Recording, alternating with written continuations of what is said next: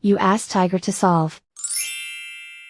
This deals with linear equations with one unknown. The final result is y equals 16. Let's solve it step by step. Simplify the expression. Break up the fraction. Find the greatest common factor of the numerator and denominator. Factor out and cancel the greatest common factor. Group all constants on the right side of the equation. Add 2 to both sides. Group like terms.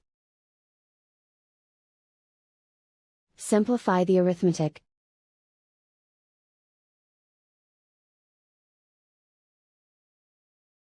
Isolate the y.